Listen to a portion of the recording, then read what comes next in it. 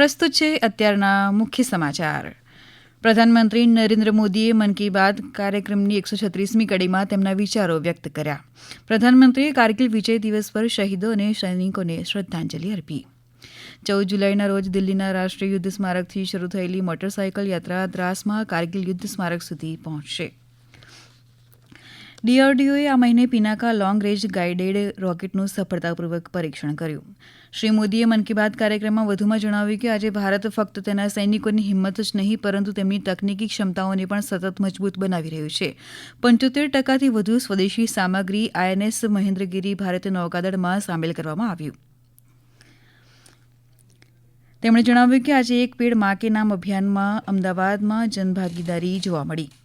પ્રધાનમંત્રીએ કહ્યું કે ભારતીય ગ્રે હોર્નબિલ લગભગ 60 વર્ષ પછી ગુજરાતના ગીરના જંગલોમાં પોતાનો માળો ફરીથી સ્થાપિત કરી રહ્યું છે.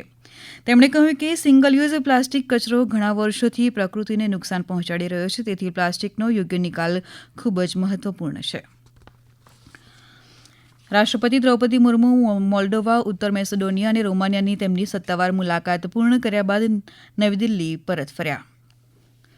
પ્રધાનમંત્રી આજે સાંજે વિડીયો કોન્ફરન્સિંગ દ્વારા વિકસિત વાઇબ્રન્ટ વિલેજ પ્રોગ્રામ 2026ના સહભાગીઓ સાથે વાર્તાલાપ કરશે. કેન્દ્રીય મંત્રી પ્રહલાદ જોશીને નવા શિક્ષણ મંત્રી તરીકે નિયુક્ત કરવામાં આવ્યા. સરકાર આવતીકાલે લોકસભામાં જાહેર પરીક્ષા અન્યાયી માધ્યમો નિવારણ સુધારા વિધેયક 2026 રજૂ કરશે. ઉત્તર ગુજરાતમાં રેડ એલર્ટના પગલે એનડીઆરએફ અને એસડીઆરએફની ટીમો તૈનાત. ઉત્તર ગુજરાતમાં છૂટાછવાયા સ્થળોએ ભારેથી અતિભારે વરસાદનું રેડ એલર્ટ, મધ્ય પૂર્વ અને દક્ષિણ ગુજરાતમાં ઓરેન્જ એલર્ટ જાહેર કરાયું. અનાહત સિંહે વિશ્વ સ્કોચ જુનિયર ચેમ્પિયનશિપ 2026માં મહિલા સિંગલ્સનો ખિતાબ જીતી ઇતિહાસ રચ્યો. કેન્દ્રીય મંત્રીઓ અનાહત સિંહને વિશ્વ જુનિયર સ્કોચ ચેમ્પિયનશિપ જીતનાર પ્રથમ ભારતીય બનવા બદલ અભિનંદન પાઠવ્યા.